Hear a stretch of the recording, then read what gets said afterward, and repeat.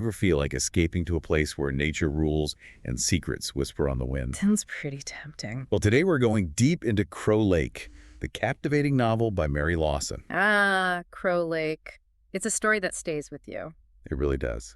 It's all about family, loss, and resilience set against the backdrop of the Canadian wilderness. The setting is almost a character in itself, wouldn't you say? Absolutely. Lawson's descriptions are so vivid, you can practically feel the icy wind and smell the pine needles.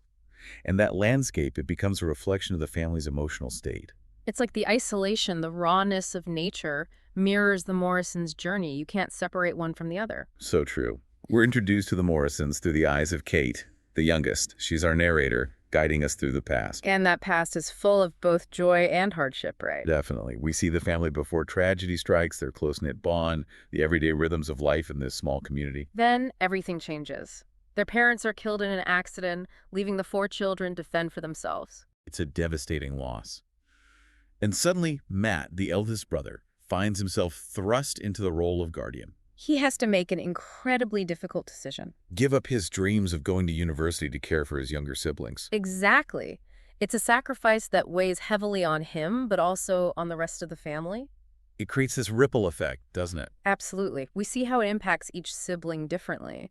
Luke, the second oldest, struggles with Matt's authority. He resents the responsibility Matt shouldered, almost like he's rebelling against the sacrifice. It pushes Luke towards independence, but it also creates a distance between them. And then there's Beau, caught in the middle. He's quiet, caring for Kate, but you sense this unspoken burden. Like he's carrying the weight of the family's grief alongside his own aspirations. Lawson does such a brilliant job of portraying these complex sibling relationships. It's not just about the love they have for each other, it's the resentment, the unspoken expectations. And the guilt. Don't forget the guilt. Oh, absolutely. It's all tangled up together. It's what makes the novel so real, so relatable.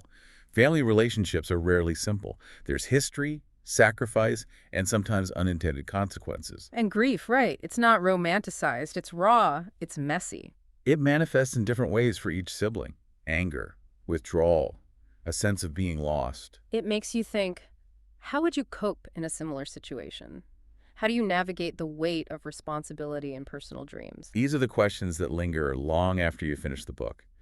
Crow Lake isn't just a story, it's an experience. It's a story that forces you to confront these universal themes of loss, resilience, and the bonds of family. Speaking of confronting, I have to ask, if you were in Matt's shoes faced with that impossible choice, what path would you choose? It's a tough one. I honestly don't know. There's no easy answer. And that's the power of Lawson's writing. She doesn't offer solutions. She invites us to grapple with these questions ourselves. To empathize with the characters, to see the world through their eyes. And ultimately, to understand that even in the face of tragedy, there's beauty to be found in the resilience of the human spirit. So well said. Crow Lake is a story that will stay with you long after you turn the final page. It's a must-read for anyone who's ever experienced loss, loved deeply, or simply wants to be transported to a world both harsh and beautiful. I highly recommend it. Me too. It's a powerful read. And with that, we'll leave you to ponder the choices we make and the paths we forge in the face of life's challenges.